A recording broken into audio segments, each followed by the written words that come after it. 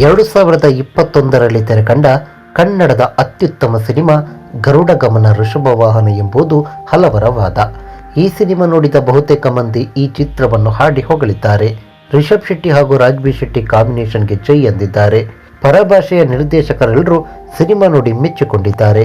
ಕನ್ನಡ ಚಿತ್ರವನ್ನು ಹಾಡಿ ಹೊಗಳಿದ್ದಾರೆ. ಕಳೆದ ವರ್ಷ ನವೆಂಬರ್ 19ರಂದು ಗರುಡ ಗಮನ ಋಷಭವಾಹನ ಚಿತ್ರಮಂದಿರಕ್ಕೆ ಲಗ್ಗೆ ಇಟ್ಟಿತ್ತು. ಒಂದಿಷ್ಟು ಮಂದಿ ಸಿನಿಮಾ ನೋಡಿ ಮೆಚ್ಚಿಕೊಂಡಿದ್ರು. ಮತ್ತೆ ಕೆಲವರು ಸಿನಿಮಾ ಬಗ್ಗೆ ಟೀಕೆ ಕೂಡ ಮಾಡಿದ್ರು. ಟೀಕೆ ಟಿಪ್ಪಣಿಗಳು ಏನೇ ಇದ್ರೂ ಈ ಚಿತ್ರವನ್ನು ನೋಡಿದ ಬಹುತೇಕ ಮಂದಿ ಮೆಚ್ಚುಗೆಯನ್ನು ಸೂಚಿಸಿದ್ರು. ರಾಜ್ಬೀರ್ ಶೆಟ್ಟಿ ನಿರ್ದೇಶನದ ಈ ಚಿತ್ರವನ್ನು ತೆಲುಗಿನ ನಿರ್ದೇಶಕ ದೇವ ಕಟ್ಟ ಮನಸಾರೆ ಹಾಡಿ ಹೊಗಳಿದ್ದಾರೆ. ಅದರಲ್ಲೂ ರಾಜ್ಬೀರ್ ಶೆಟ್ಟಿ ನಿರ್ದೇಶನ ಟಾಲಿವುಡ್ ನಿರ್ದೇಶಕನಿಗೆ ಸಿಕ್ಕಾಪಟ್ಟೆ ಕಿಕ್ ಕೊಟ್ಟಿದೆಯಂತೆ. ಹೀಗಾಗಿ ಸಿನಿಮಾ ಬಗ್ಗೆ ಮೆಚ್ಚುಗೆಯನ್ನು ವ್ಯಕ್ತಪಡಿಸಿದ್ದು, ಒಂದು ಮೊಟ್ಟೆಯ ಕಥೆಯಂತಹ ಹಾಸ್ಯ ಪ್ರಧಾನ ಸಿನಿಮಾ ಮಾಡಿದ್ದ ರಾಜ್ಬೀರ್ ಶೆಟ್ಟಿ ಇಂತಹ ಗ್ಯಾಂಗ್ಸ್ಟರ್ ಚಿತ್ರವನ್ನು ನಿರ್ದೇಶನ ಮಾಡ್ತಾರೆ ಎಂದು ಯಾರೂ ಕೂಡ ಊಹಿಸಿರಲಿಲ್ಲ.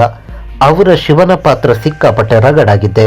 ರಾಜ್ಬೀರ್ ಶೆಟ್ಟಿ ಮತ್ತು ರಿಷಬ್ ಶೆಟ್ಟಿ ಜೋಡಿ ನೋಡುಗರಿಗೆ ಇಷ್ಟವಾಗ್ತಾರೆ ಎಂದು ಟಾಲಿವುಡ್ ನಿರ್ದೇಶಕ ದೇವ ಕಟ್ಟ ಮೆಚ್ಚುಗೆಯನ್ನು ವ್ಯಕ್ತಪಡಿಸಿದ್ದಾರೆ. ತೆಲುಗು ನಿರ್ದೇಶಕ ದೇವ ಕಟ್ಟ ಸ್ನೇಹಿತರ ಜೊತೆ ಕೂತು ಸಿನಿಮಾವನ್ನು ನೋಡಿದ್ರು. ಆದರೆ ಇನ್ನೊಮ್ಮೆ ನೋಡಬೇಕು ಅನ್ನುವಷ್ಟರಲ್ಲಿ ಸಿನಿಮಾ ಥಿಯೇಟರ್ನಿಂದ ಕಾಲ್ಕಿತ್ತಿತ್ತು. ಹೀಗಾಗಿ ಮತ್ತೊಮ್ಮೆ ನೋಡಲು ಸಾಧ್ಯವಾಗಿಲ್ಲ. 2021ರಲ್ಲಿ ತೆರೆಕಂಡ ಭಾರತೀಯ ಸಿನಿಮಾಗಳ ಪೈಕಿ ಅತ್ಯುತ್ತಮ ಚಲನಚಿತ್ರ ಗರುಡ ಗಮನ ಋಷಭವಾಹನ. ನನಗೆ ಪವರ್ ಇರ್ತಿದ್ರೆ ಆಸ್ಕರ್ಗೆ ಈ ಸಿನಿಮಾವನ್ನು ಆಯ್ಕೆ ಮಾಡ್ತಾ ಇದ್ದೆ. ಗರುಡ ಗಮನ ಋಷಭವಾಹನ ಚಿತ್ರವನ್ನು ನನ್ನ ಗೆಳೆಯರೊಂದಿಗೆ ನೋಡಿದ್ದೆ. ಸಿನಿಮಾ ಚಿತ್ರೀಕರಿಸಿದ ರೀತಿ ಅತ್ಯದ್ಭುತವಾಗಿದೆ. ಸಿನಿಮಾ ಸಿಕ್ಕಾಪಟ್ಟೆ ಇಷ್ಟ ಆಗಿದ್ರಿಂದ ಮತ್ತೊಮ್ಮೆ ಥಿಯೇಟರ್ಗೆ ಹೋಗಿದ್ದೆ. ಆಗ ಆ ಚಿತ್ರ ಇರಲಿಲ್ಲ. ಈ ಕಾರಣಕ್ಕೆ ಬೇಸರ ಆಗಿತ್ತು ಎಂದು ದೇವಕಟ್ಟ ಹೇಳಿದರು.